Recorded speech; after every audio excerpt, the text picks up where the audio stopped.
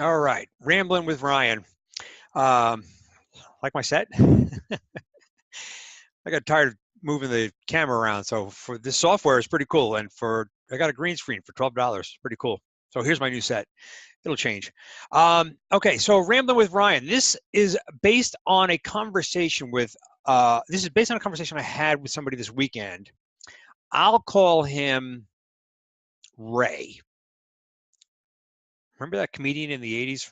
Oh, you can call him a Ray, but don't call me Ray J. I I, I diverge.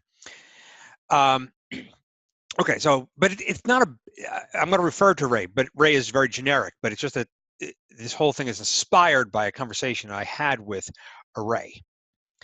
So, and it's going to center around the nutrition program that we're on, but it's not about the nutrition program. But that's how I'm going to use use it as the reference. Okay, so here we go. So Ray asks me how I manage to stay on our nutritional program for so long and how I manage to keep the weight off for so long. And I try to explain how it's not a diet, how it's a lifestyle, and you choose it, and I start to get into details. But he immediately starts to tell me all the reasons why he can't do it. And they're all legitimate. Like they're real. I mean, they're real issues that nobody, doesn't face. I get hungry and I get angry when I get hungry, and a million different things, and an absolute fear of what we call a cleanse day, which means not eating really. I mean, literally, it's called intermittent fasting, so you're not eating, and we do that for 2 days. But he has this outright fear of it. All right, so here's what I start to recognize and realize is that and how I can now do some of the things that I do that seemed impossible, a year and a half ago, 2 years ago. So first off, the most important thing I think that I had a benefit of is that I got sick, right? So the doctor says, dude, you've got a problem and you have got to change right now, or this could cause cancer. This could kill you. Like basically, he's giving me leverage. If you don't change your lifestyle right now, you could die. That's leverage. So which way am I going to go? Am I going to keep doing what I was doing and likely die a painful death early, or am I going to make the change? Change is because it had to be massive. Obviously, I choose to make the changes. So I have leverage. Now, Ray has leverage, but he doesn't see it the same way I did. The doctor didn't say you can die. The doctor didn't say this can cause cancer, but he has so many reasons, but they're not strong enough to him to just make changes. So he doesn't feel compelled, or it's just not strong enough. All right. So he started asking me a few different things, particularly about the cleanse days and when you fast. And I said, yeah, of course, you get hungry or you want something. I said, but I just drink water, and I'll drink more water. So if I feel a hunger or I feel that pang in my stomach, I get more water. And his response was, oh, water. I hate water. And I thought to myself, no way, man. Oh, and I realized that what had happened for me, have you ever heard the term Neuro Linguistic Programming, or NLP? I know it sounds like some fancy schmancy newfangled words or phrase of how to do things. But when I think of water, I think about the people who don't have any. I think about people in Africa and India, so many parts of the world where a clean glass of water is impossible. That's like a dream, just clean water. So while certainly, many of us think like, oh, water's so boring. I don't like water. If you can visualize yourself as that person who is dying of thirst, somebody offers you water. Now, how good is that water? Right? So in one breath, I hate water.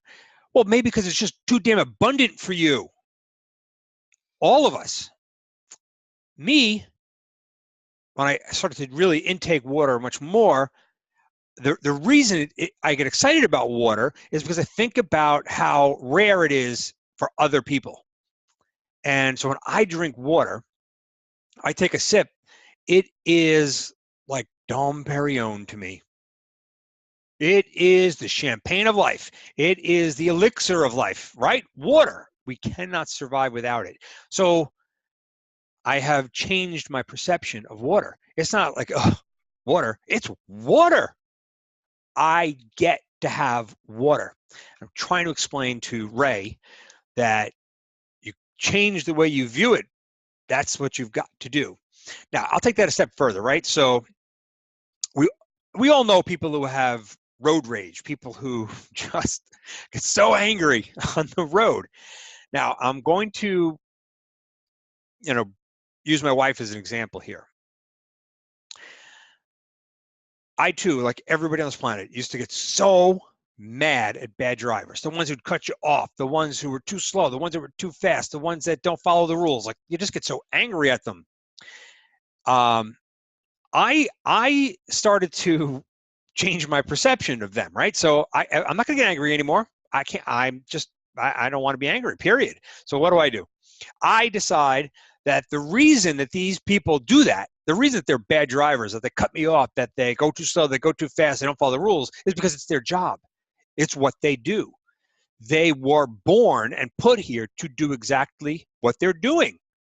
So why would I get angry at them?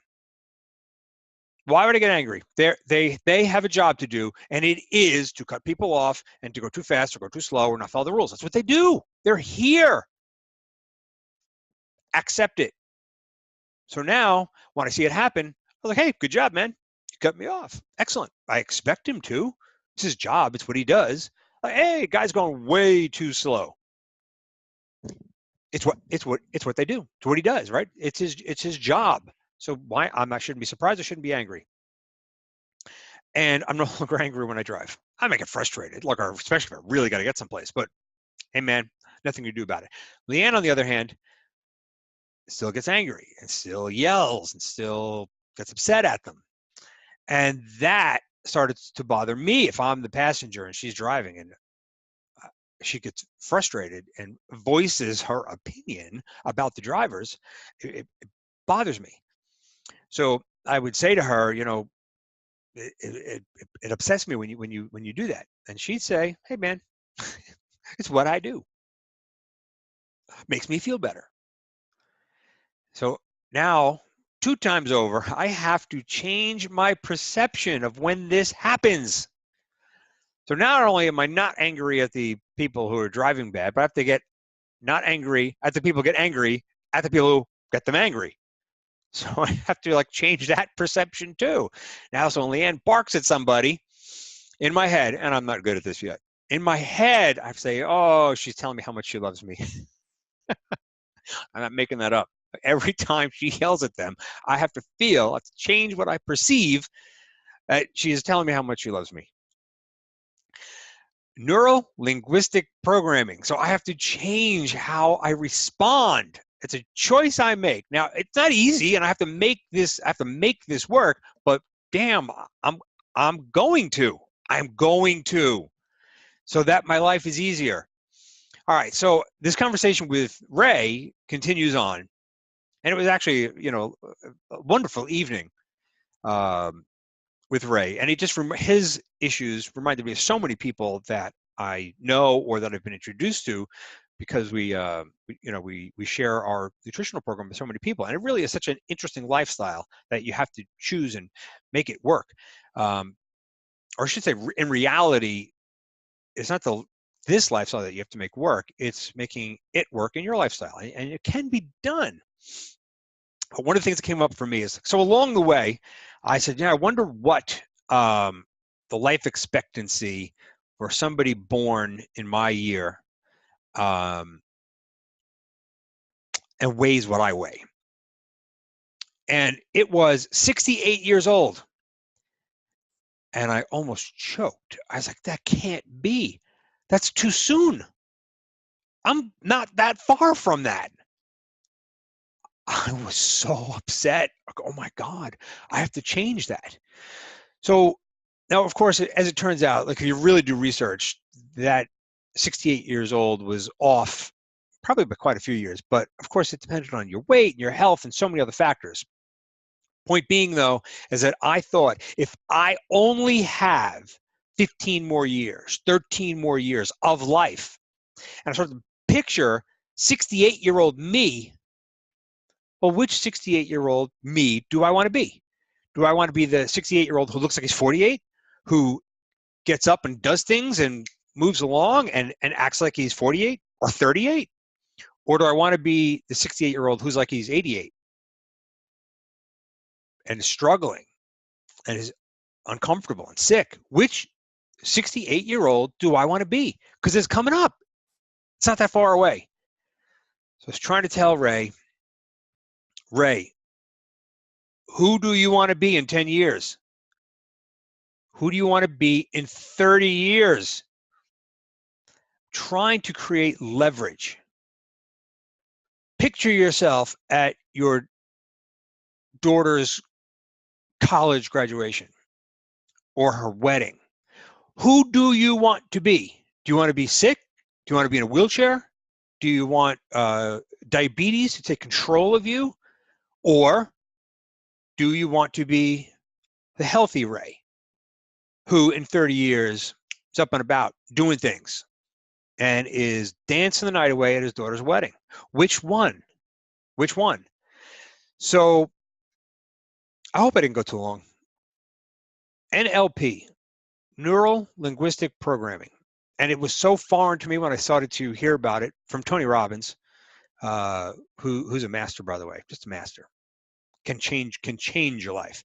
But if you implement neuro-linguistic programming and change the way you perceive everything that happens to you, you can change the way everything happens to you. It will be different. And listen, just one more thing. I don't know why I just thought of it just a second, right? Because I'm rambling. It's what I do, right? As you're watching this, right, I want you now to look around the room that you're in, wherever you are. I want you to look around. And now really concentrate, focus on everything that is green. Focus on every single thing that is green. Notice it, pay attention to it. What are you looking at that is green? Now, assuming you're not, hey, you've done that, right? You've all looked around. You've seen the things that are green. They're in your mind, right? Okay. Now close your eyes. As long as you're not driving, close your eyes. Right? Your eyes are closed. You don't see anything right now. And tell me everything that you saw in that room that was red. Nothing, right? Blank. You can't think of a thing. It's because what you focused on. I told you to focus on green things. You did. You saw everything that was green and paid very close attention, found the things that were green. But because I didn't ask you to, because you weren't programmed to, you didn't notice the things that were red. That was an experiment given to me, oh my God, probably 30 years ago. And what it taught me was that we are what we focus on. Change what you focus on. Change what you view. Change what you feel. Change what you see. You know what? Yeah, we're all trained to see green, but maybe we should be looking for the red too. Neuro-linguistic programming. Rambling with Ryan. I hope this has some effect on somebody somewhere. I hope, because if I'm just rambling, peace out.